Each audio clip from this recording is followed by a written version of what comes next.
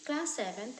आज मैं आपको आपकी हिंदी की प्रथम पाठ्य पुस्तक से पाठ 3 हिमालय की बेटियां पढ़ाने व समझाने जा रहे हैं। ये जो पाठ है बेटा, इस पाठ में लेखक ने हिमालय की बेटियों के बारे में, मतलब कि हिमालय से निकलने वाली, हिमालय की गोद में खेलने वाली नदियों के बारे में उन्होंने बताया है। इस पाठ के लेखक हैं बेटा नागार्जुन। पहले क्लास 7th आप नागार्जुन के बारे में, मतलब अपने लेखक के बारे में जान लीजिए। नागार्जुन का जन्म ग्राम सतलखा, दरभंगा में 1911 ईस्वी में हुआ था। इनकी मृत्यु बेटा 25 नवंबर 1998 को हुई थी। इनकी मुख्य रचनाएं हैं युगधारा, सतरंगे पंखों वाली, खून और शोले, प्यासी पथराई आंखें, पुरानी जूतियों का कोरस, तालाब की मछलियाँ आदि। अब चलिए देखिए बेटा, इस पाठ को देखिए। अभी तक मैंने उन्हें दूर से देखा था। बड़ी गंभीर, शांत, अपने आप में खोई हुई सी लगती थी। संभ्रांत महिला के समान वे प्रतीत होती थी। अब उनके प्रति मेरे दिल में आदर और श्रद्धा के भाव थे। माँ और दादी, मौसी और मामी की गोद की तरह उनकी धारा में डुबकियाँ लगाया करता। कहते हैं बेटा नागार्जुन जी कि मैंने जब उन्हें दूर से देखा, किसे? नदियों को। जब मैंने उन्हें दूर से देखा तो वो एकदम गंभीर थी, शांत थी और जैसे कि वह अपने में ही खोई हुई है, अपने आप में ही मग्न है। संभ्रांत महिला के समान प्रतीत होती। संभ्रांत बेटा मतलब कि ऊंचे कुल की जो महिलाएं होती हैं, महिला के समान प्रतीत होती थी। मतलब कि जब उन्हें हमने दूर से देखा तो नदियाँ कैसी लगी? गंभीर, शांत और अपने आप में ही मस्त, अपने आप में ही मग्न, अपने आप में ही खोई हुई सी लगी। और एक ऐसी महिला के समान प्रतीत होती थी जो संभ्रांत थी, मतलब कि जिसमें संपूर्ण गुण होते हैं, ऊंचे कुल की, ऊंचे घराने की जैसी होती हैं। उनके प्रति मेरे दिल में आदर और श्रद्धा के भाव थे। उन नदियों के प्रति हमारे दिल में श्रद्धा के और आदर के भाव थे। वह कभी दादी, कभी मौसी, कभी मामी की गोद की तरह से उनकी धारा में डुबकियां लगाया करता। मतलब उन्होंने बेटा यहाँ पर नदियों को माँ, दादी, मौसी, मामी आदि की गोद की उपमा उन्होंने दी है। परंतु इस बार जब मैं हिमालय के कंधे पर चढ़ा तो वे कुछ और रूप में सामने थीं। मैं हैरान था कि यहाँ दुबली पतली गंगा, यही यमुना, यही सतलुज समतल मैदानों में उतरकर विशाल कैसे हो जाती। लेखक बेटा हिमालय के कंधे पर चढ़े, मतलब कि हिमालय पर जब गए तो उन्हें वहाँ कुछ और दिखा, उन्हें कुछ और रूप में सामने थी। क्या था? वह हैरान हो गया। लेखक बेटा हैरान हो गए, विस्मित हो गए। उन्हें अचंभा हुआ कि जो ये गंगा, यमुना, सतलुज जो यहाँ कैसी हैं? दुबली पतली सी, जब पहाड़ों से निकल रही हैं, हिमालय की गोद से निकल रही हैं, तो कैसी हैं? दुबली पतली है। मतलब उनकी धारा क्या है? धारा उनकी बहुत ही पतली धारा में बह रही। लेकिन ये समतल मैदानों में जब उतरती हैं बेटा, नदियाँ क्या है? नदियाँ पहाड़ों से उतर के कहाँ जाती हैं? पहाड़ों से उतर के समतल मैदान में जाती हैं। तो ये जब समतल मैदानों में उतरते हैं तो उतरते ये इतनी विशाल कैसे हो जाते हैं? इनका रूप इतना बड़ा कैसे होता है? इनका उछलना और कूदना। अब आइए बेटा पेज नंबर 13 पे। इनका उछलना कूदना, खिलखिलाकर लगातार हंसते जाना, इनकी यह भाव भंगी, इनका यह उल्लास कहाँ गायब हो जाता है? मैदान में जाकर किसी लड़की को जब मैं देखता हूँ, किसी कली पर जब मेरा ध्यान अटक जाता है, तब भी इतना इतना कौतूहल और विस्मय नहीं होता जितना कि इन बेटियों की बाल लीला देखकर। विस्मय, विस्मय माने होता है बेटा आश्चर्यचकित होना, अचंभा होना, हैरान होना। कहते हैं लेखक की ये जो नदियाँ हैं, ये जब पहाड़ों से निकलती हैं तो बहुत पतली होती हैं, मतलब दुबली पतली होती हैं और दुबले पतले आकार में ये निकलती हैं और बहती हैं। लेकिन जैसे ही ये समतल मैदानों में उतरती हैं मतलब पहाड़ों से जैसे ही नदियाँ नीचे आती तो कैसे ये इतनी विशाल हो जाती हैं। इनका उछलना, नदियाँ बेटा क्या करती हैं, उछलती हैं, हिलोरे मारती हैं, आवाज़ें करती हैं, कूदती हैं, पहाड़ी पर से नीचे को कूदती हैं। नदियाँ उछलती हैं, कूदती हैं और खिलखिलाकर लगातार हंसती जाती हैं। मतलब नदियों का जो खेलना, नदियों का मौज मस्ती करना, लेखक ने बताया कि लगातार खिलखिलाना और हंसते जाना, इनकी यह भाव भंगी, इनका यह उल्लास कहाँ गायब हो जाता है। जब बेटा ये पहाड़ों में होती है नदियाँ, जब पहाड़ों से निकलती तो वहाँ पर एक नदियाँ क्या करती हैं, उल्लास में रहती हैं, खुशी में रहती हैं, नाचती हैं, उछलती हैं, कूदती हैं, हंसती हैं। और जैसे ही ये समतल मैदानों में आती हैं, मैदान में जाती हैं, तो इनका उल्लास, इनकी मौज मस्ती, इनका हंसना, इनका उछलना कूदना सब क्या हो जाता है, गायब हो जाता है।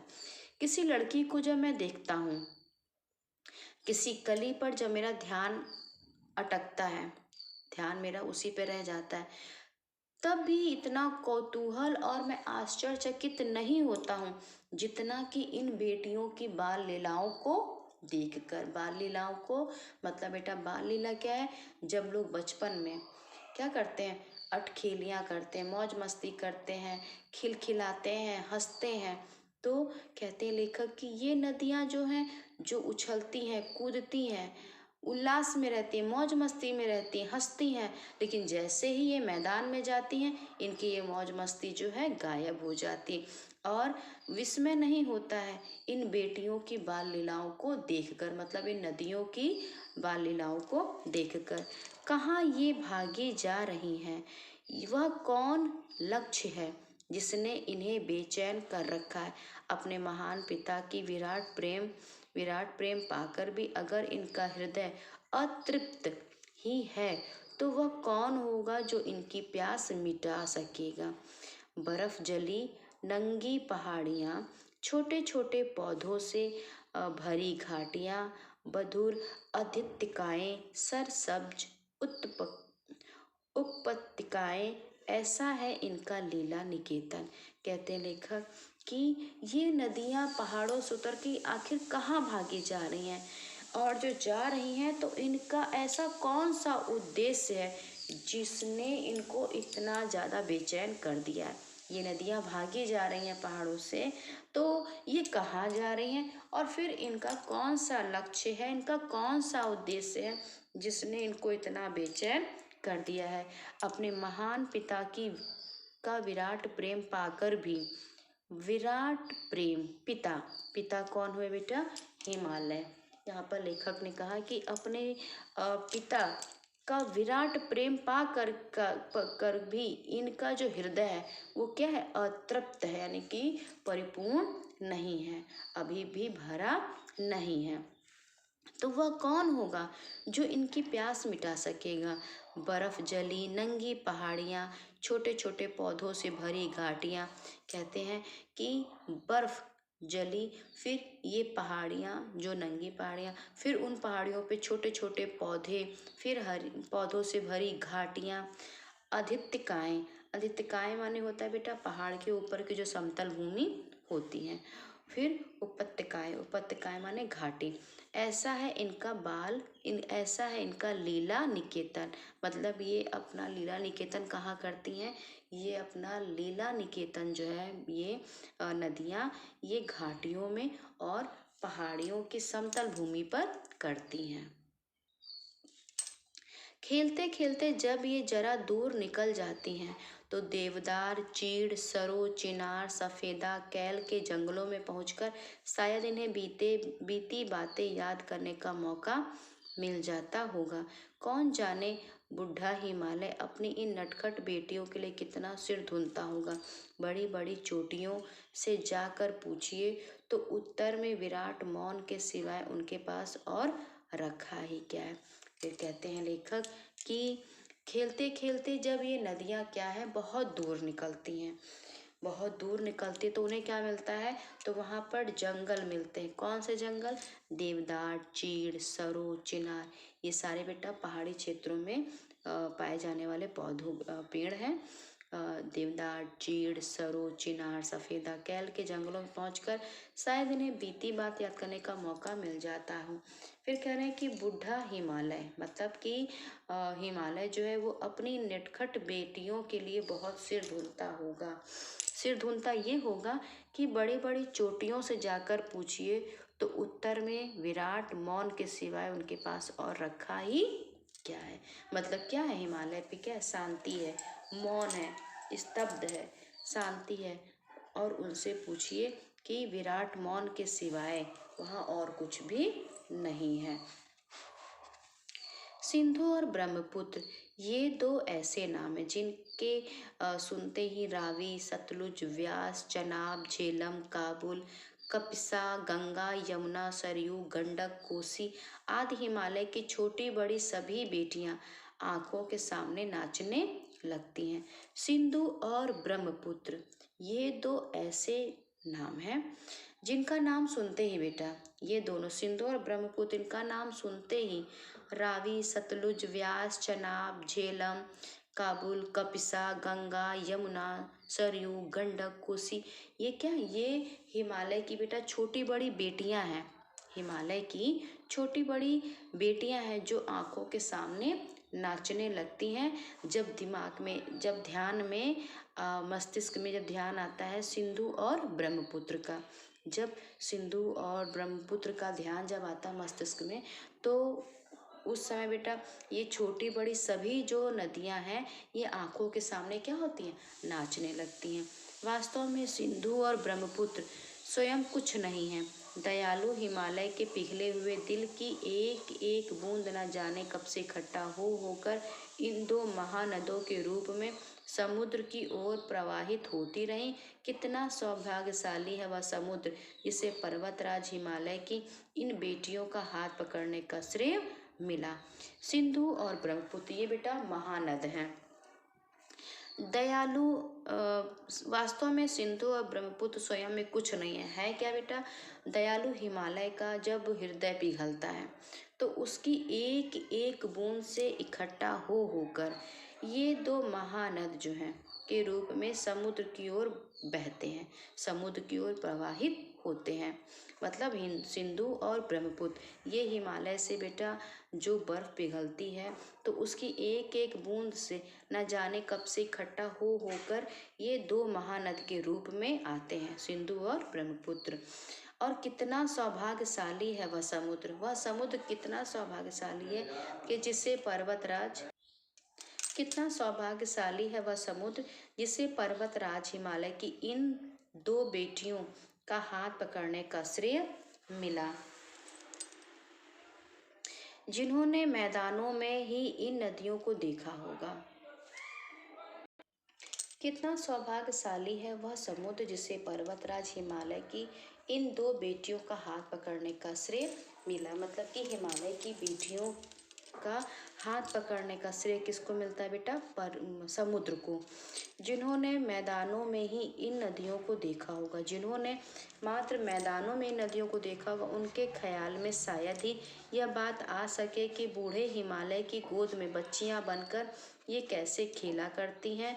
माँ बाप की गोद में नंग धड़ंग होकर खेलने वाली इन बालिकाओं का रूप पहाड़ी आदमियों के लिए आकर्षक भले ना हो, लेकिन मुझे तो ऐसा लुभावना प्रतीत हुआ वह रूप की हिमालय को ससुर और समुद्र को उसका दामाद कहने में कुछ भी झिझक नहीं होती है।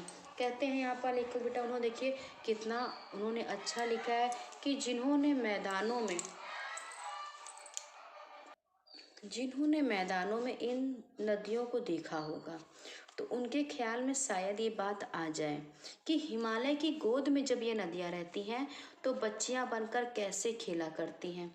ये माँ बाप की गोद में नंग धड़ंग होकर खेलती हैं।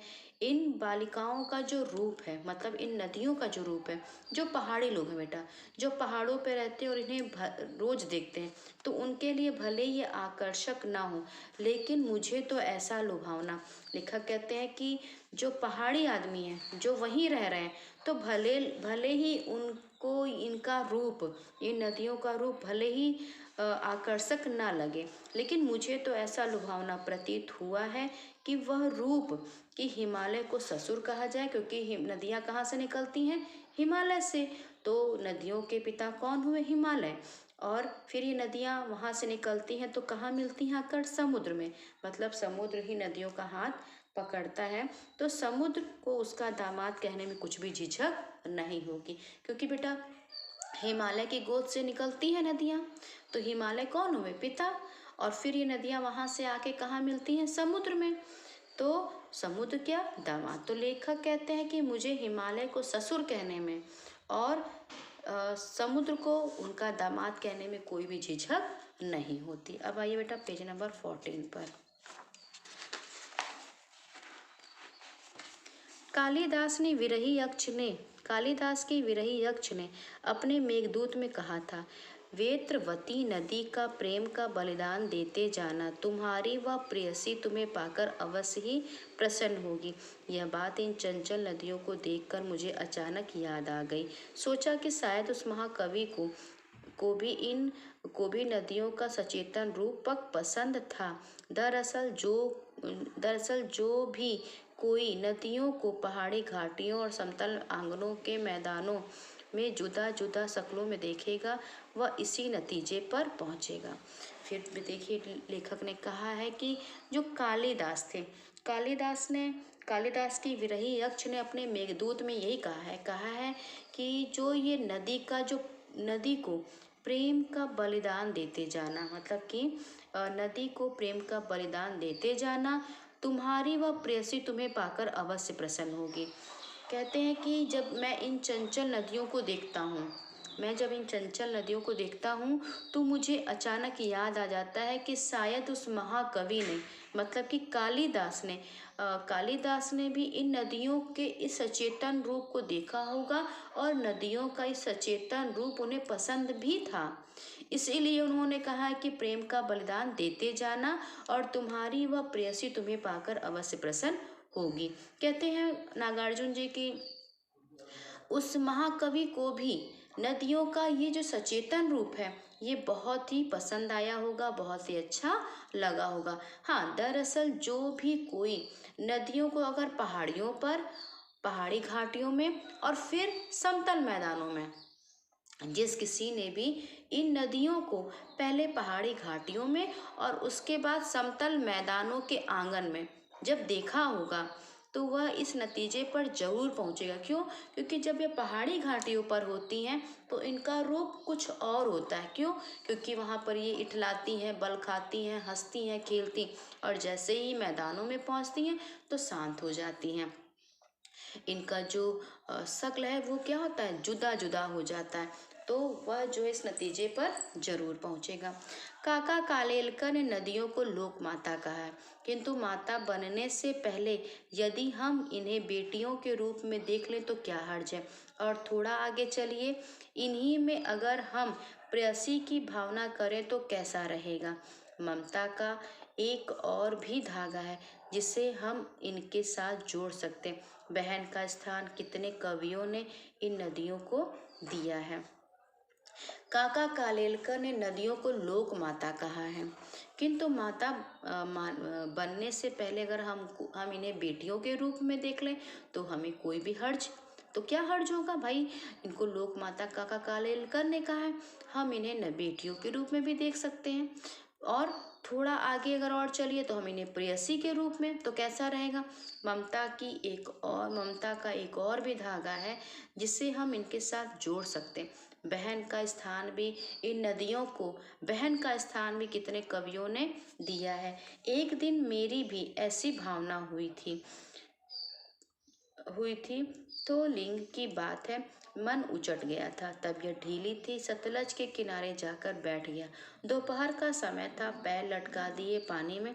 थोड़ी ही देर में उस प्रगतिशील जल ने असर डाला, तन और मन ताजा हो गया तो लगा मैं गुनगुनाने। कहते हैं लेखक कि एक दिन थोड़ी मेरी ऐसी भावना हुई, और मेरा मन उचट गया। तबीयत थोड़ा सा मेरी ढीली ढीली सी लग रही थी। लेखक ने कहा कि थोड़ा सा मन बेचैन था, मन उचटा हुआ लग रहा था, तबीयत भी ढीली थी। तो मैं सतलज के किनारे जाकर बैठ गया। अब दोपहर का समय था और मैंने अपने पैरों को पानी में ही लटका दिया। थोड़ी ही देर में जल ने पूरा पूरा असर डाला और फिर मेरा तन और मन दोनों तरोताज़ा हो गया और मैं गुनगुनाने लगा। मैं गुनगुनाने लगा एक गीत। जय हो सतलज बहन तुम्हारी, लीला अचरज बहन तुम्हारी, हुआ मुदित मन हटा खुमारी, जाऊं मैं तुम पर बलिहारी। तुम बेटी या बाप हिमालय, चिंतित पर चुपचाप हिमालय, प्रकृति नटी के चित्रित पट पर अनुपम अद्भुत छाप हिमालय, जय हो सतलुज बहन तुम्हारी। तो नदियों को बेटा किसी ने बहन के रूप में, किसी ने माता के रूप में, किसी ने उनको प्रेयसी के रूप में, अपने अपने ढंग से सबने उनकी व्याख्या की है। ये जो पाठ है बेटा, ये पाठ बहुत अच्छा है। आपको इस पाठ से नदियों के बारे में, नदियों का इठलाना बलखाना, फिर उनका कैसे मैदानों में जाके शांत गंभीर हो जाना। और फिर नदियों को देखिए बेटा, पाठ में नदियों को क्या क्या उपमा दी गई हैं, कितनी उनको उपमाएं दी गई हैं। और इस पाठ से बेटा आपको बहुत सारी नदियों के नाम भी पता होंगे, याद होंगे, हो जाएंगे। तो क्लास 7 आज आपको क्या करना है, आज आपको बेटा पाठ 3 हिमालय की बेटियां फिर से बहुत अच्छे से पढ़ना है। और साथ ही जो बेटा नागार्जुन ने जो गीत एक गाया है सतलज के लिए, इसको भी पढ़ के देखिए। आप पढ़ेंगे, ध्यान से पढ़िए, तो आपको बेटा बहुत अच्छा लगेगा जो उन्होंने ये लिखा है। साथ ही साथ नदियों के बहुत तरह के नाम भी दिए गए, आप उन्हें भी पढ़िए। क्लास 7 आज आपको बेटा पाठ 3 हिमालय की बेटियां पुनः पढ़ना है।